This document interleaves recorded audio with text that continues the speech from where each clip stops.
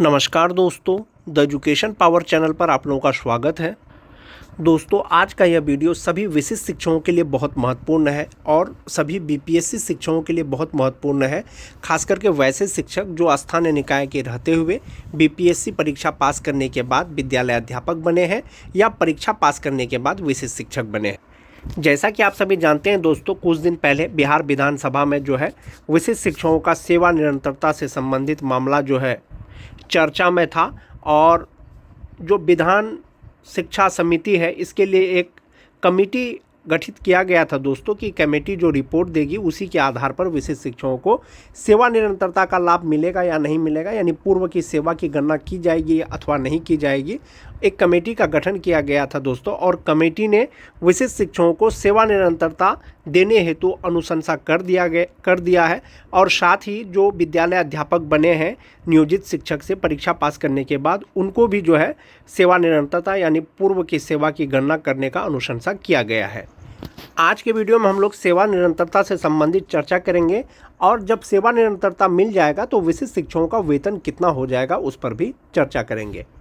तो चलिए बढ़ते हैं आगे। जैसा कि आप देख पा रहे होंगे दोस्तों, 22 मई 2025 का ये लेटर है, रिसेंट का ये लेटर है। प्रेषक हैं जो शंकर कुमार हैं, उप सचिव बिहार विधान परिषद का, उनके द्वारा लिखा गया है और लिखा गया है कि इनको अपर मुख्य सचिव शिक्षा विभाग को अनुशंसा किया गया है, उनको लिखा गया है।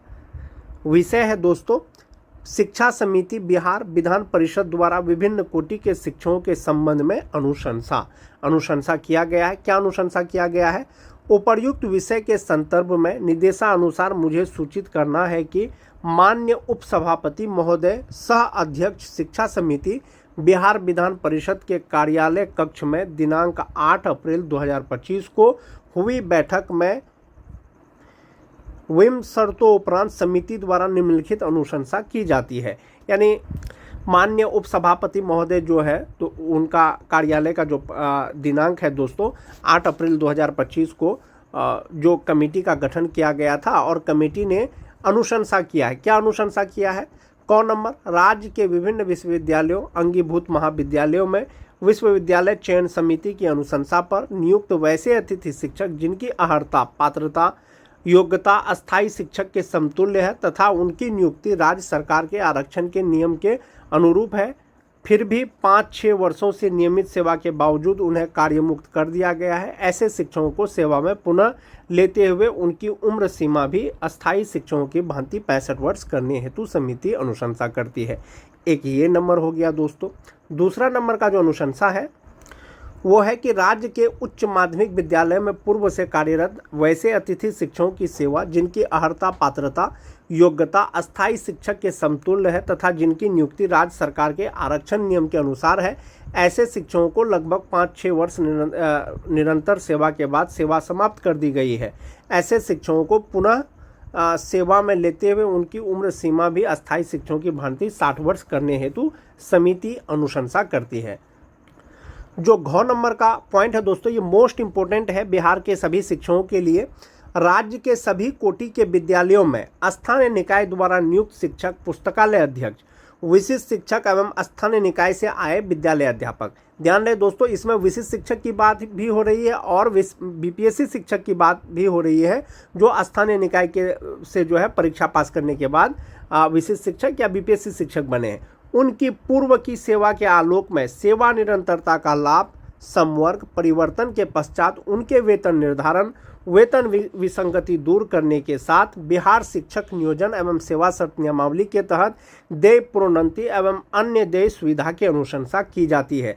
यानी मान्य सदस्यों के द्वारा कमेटी के द्वारा अनुशंसा किया गया है दोस्तों कि बिहार के जितने भी विशिष्ट शिक्षक हैं या जो विद्यालय अध्यापक बने हैं स्थानीय निकाय के शिक्षक से परीक्षा पास करने के बाद उनके पूर्व की सेवा की गणना की जाए, उसको सेवा निरंतरता का लाभ दिया जाए और सेवा निरंतरता का लाभ देते हुए उसका वेतन का निर्धारण किया जाए और यदि वेतन निर्धारण में किसी प्रकार की विसंगति होती है तो उसको दूर किया जाए। और साथ ही साथ दोस्तों जो नियोजित शिक्षक हैं उनको सेवा शर्त नियमावली के तहत उनको प्रोन्नति या अन्य सुविधा की अनुशंसा की जाती है। यानी जो नियोजित शिक्षक हैं जिनको लगातार 12 वर्ष सेवा के बाद जो है प्रोन्नति देने का प्रावधान था, जिसको स्टे लगा दिया गया था, रुक गया था दोस्तों, उनको भी जो है प्रोन्नति देने हेतु अनुशंसा किया गया है दोस्तों कमेटी के द्वारा। तो इस प्रकार से आप समझ सकते हैं, जो अपर मुख्य सचिव हैं शिक्षा विभाग के, उनको लिखा गया है दोस्तों उप सचिव बिहार विधान परिषद के द्वारा कि जो विशिष्ट शिक्षक हैं, जो विद्यालय अध्यापक हैं, जो पहले नियोजित शिक्षक थे, उनको सेवा निरंतरता का लाभ दिया जाए, उसका वेतन निर्धारण किया जाए। यानी पहले जो उन्होंने सेवा किया है, चाहे वो 2003 से लेकर के 2022 तक बहाल किसी भी वर्ष के जो शिक्षक हैं, उनका पूर्व की सेवा की गणना की जाए और उनको सेवा निरंतरता का लाभ देते हुए उनका वेतन निर्धारण किया जाए। एक तो ये हो गया दोस्तों। सेवा निरंतरता का जब लाभ दे दिया जाएगा विशिष्ट शिक्षकों को या विद्यालय अध्यापकों को, तब उनका वेतन कितना हो जाएगा, एक बार वो देख लेते हैं। जहाँ तक बात सेवा निरंतरता का है दोस्तों, जब सेवा निरंतरता दिया जाएगा तो 2003 से लेकर के 2022 तक बहाल सभी स्थानीय निकाय के शिक्षकों को सेवा निरंतरता दिया जाएगा। उनके पूर्व की सेवा की गणना की जाएगी, जो विशिष्ट शिक्षक बने हैं या विद्यालय अध्यापक बने हैं। जो 2003 से लेकर के 2022 तक जो बहाल नियोजित शिक्षक हैं दोस्तों, नियोजित रहते हुए उनका बेसिक पे अभी 31,340 रुपया है। ये जो मिलता है वो उनको इंडेक्स 14 के अनुसार मिलता है, और इनहैंड सैलरी जो उनको मिलेगा 55% DA के अनुसार वो 49,344 रुपया मिलेगा, जो नियोजित शिक्षक हैं। जो विशिष्ट शिक्षक बन गए हैं उनको फिलहाल वेतन संरक्षण का लाभ दिया जा रहा है, और ये 31,340 रुपया जो है दोस्तों, वो इंडेक्स 9 में फिट बैठ रहा है।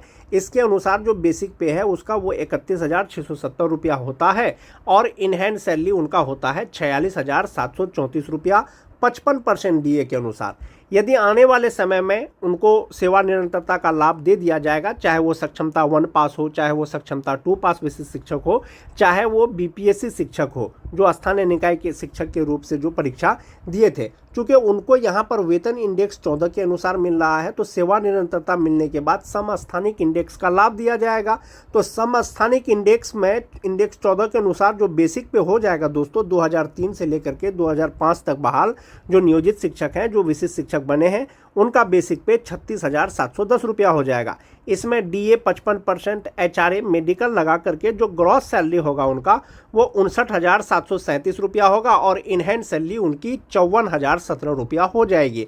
यानी कि जो 2003 से लेकर के 2005 तक बहाल जो भी स्थानीय निकाय के शिक्षक विशिष्ट शिक्षक बने हैं, सेवा निरंतरता के बाद उनका जो इनहैंड सैलरी होगा वो 54,017 रुपया होगा, और टोटल सैलरी उनका 59,737 रुपया होगा, प्लस गवर्नमेंट का जो आपका NPS में कटेगा वो अलग होगा। ये तो 2003 से लेकर के 2005 तक बहाल शिक्षकों की बात हो गई। जो 2006 के शिक्षक हैं दोस्तों, उनको इंडेक्स 14 के अनुसार नियोजित रहते हुए उनका बेसिक पे 30,420 रुपया है, और इनहैंड सैलरी उनका 47,872 रुपया होता है। वेतन संरक्षण के अनुसार जो विशिष्ट शिक्षक बन गए हैं, ये जो 30,420 रुपया है, ये इंडेक्स 8 पे फिट बैठता है, और इंडेक्स 8 के अनुसार 30,750 रुपया उनका मूल वेतन होता है। इसमें 55% DA HRA मेडिकल लगा करके जो ग्रॉस सैलरी होता है दोस्तों 50,201 रुपया होता है, और इनहैंड सैलरी 45,405 रुपया, यानी कि नियोजित रहते हुए 47,872 रुपया। जो विशिष्ट शिक्षक बन गए हैं वेतन संरक्षण के साथ 45,405 रुपया। यदि सेवा निरंतरता की घोषणा कर दी जाती है दोस्तों, चूंकि यहाँ पर उनको इंडेक्स 13 के अनुसार वेतन मिलता है, तो समस्थानिक इंडेक्स का लाभ दिया जाएगा, और इंडेक्स 13 के अनुसार बेसिक पे हो जाएगा 35,640 रुपया। किनका? 2006 के नियोजित शिक्षक का, जो विशिष्ट शिक्षक बने हैं। इसमें DA HRA मेडिकल लगा करके ग्रॉस सैलरी उनका हो जाएगा 58,024 रुपया, और इनहैंड सैलरी हो जाएगा दोस्तों 52,470 रुपया। यानी कि जो 2006 के नियोजित शिक्षक हैं, यदि अभी भी नियोजित हैं, तो उनको 47,872 रुपया मिलेगा। विशिष्ट शिक्षक बन गए हैं तो वेतन संरक्षण के साथ 45,405 रुपया मिलेगा। सेवा निरंतरता मिलेगा तो 52,470 रुपया उनको मिलेगा। जो 2010 के नियोजित शिक्षक हैं दोस्तों, नियोजित रहते हुए उनका बेसिक पे 29,530 रुपया होता है। इसमें DA HRA लगा करके जो इनहैंड सैलरी उनका होता है 46,449 रुपया होता है। उसमें से जो विशिष्ट शिक्षक बन गए हैं वेतन संरक्षण के अनुसार, पे प्रोटेक्शन के अनुसार इंडेक्स 14 में उसका बेसिक पे 29,850 रुपया में होता है, और इसमें DA HRA मेडिकल लगा करके इनहैंड सैलरी 44,104 रुपया होता है। जो 2010 के नियोजित शिक्षक जो विशिष्ट शिक्षक बने हैं। सेवा निरंतरता मिल जाएगा दोस्तों समस्थानिक इंडेक्स के अनुसार उनका बेसिक पे 34,610 रुपया हो जाएगा। इसमें DA HRA मेडिकल लगा करके ग्रॉस सैलरी 56,377 रुपया, इन हैंड सैलरी 50,982 रुपया हो जाएगा। जो 2010 के जो नियोजित शिक्षक विशिष्ट शिक्षक जो TT पास शिक्षक हैं दोस्तों, चाहे वो जनरल TT पास हो चाहे वो स्पेशल उर्दू TT पास हो, नियोजित रहते हुए उनका जो बेसिक पे होता है वो 27,010 रुपया होता है, जिसमें DA HRA लगा करके 42,417 रुपया उनका इन हैंड सैलरी होता है। जो विशिष्ट शिक्षक बन गए हैं पे प्रोटेक्शन के अनुसार जो ये 27,010 रुपया जो बेसिक पे है दोस्तों, ये इंडेक्स 4 पे फिट बैठेगा और इंडेक्स 4 पे जब फिट बैठेगा तो उनका बेसिक पे 27,320 रुपया हो जाएगा। इसमें DA HRA मेडिकल लगा करके टोटल सैलरी 44,166 रुपया और इन हैंड सैलरी 39,956 रुपया होता है पे प्रोटेक्शन के अनुसार, यानी वेतन संरक्षण के अनुसार।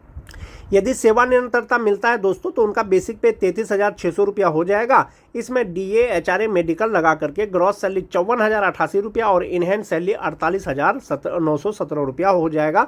जो TT पास शिक्षक है दोस्तों, चाहे वो जनरल TT पास हो चाहे वो उर्दू TT पास हो, जो छठा फेज के शिक्षक हैं दोस्तों 2022 के नियोजित रहते हुए उनका बेसिक पे 22,600 रुपया होता है। जनवरी 2025 में DA HRA लगा करके इन हैंड सैलरी 35,360 रुपया होता है।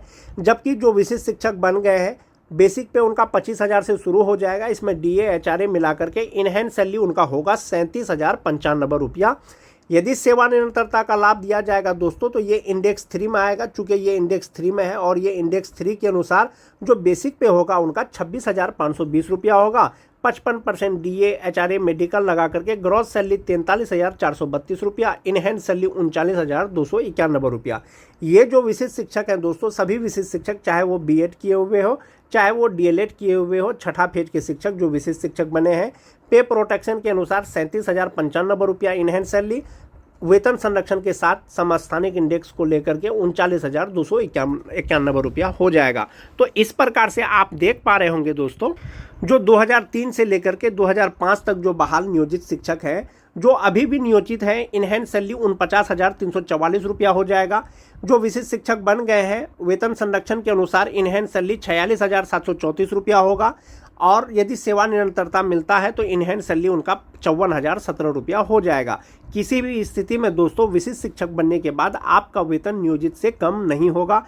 कमेटी ने अनुशंसा किया है दोस्तों, आने वाले समय में आपको पता चलेगा कब तक इसको लेकर के घोषणा होता है। जो 2006 के नियोजित शिक्षक हैं दोस्तों, जो अभी भी नियोजित हैं, इन हैंड सैलरी उनको 47,872 रुपया मिलेगा और जो विशिष्ट शिक्षक बन गए हैं वेतन संरक्षण के अनुसार 45,405 रुपया उनको मिलेगा।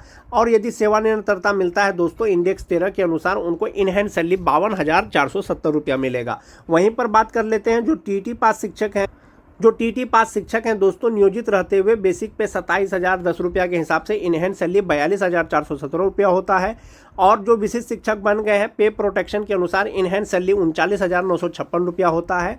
और यदि सेवा निरंतरता मिलता है दोस्तों तो इन हैंड सैलरी उनका 48,917 रुपया हो जाएगा। सभी प्रकार के TT शिक्षक पास जिसका प्रशिक्षण 31/3/2019 तक पूरा हो गया है।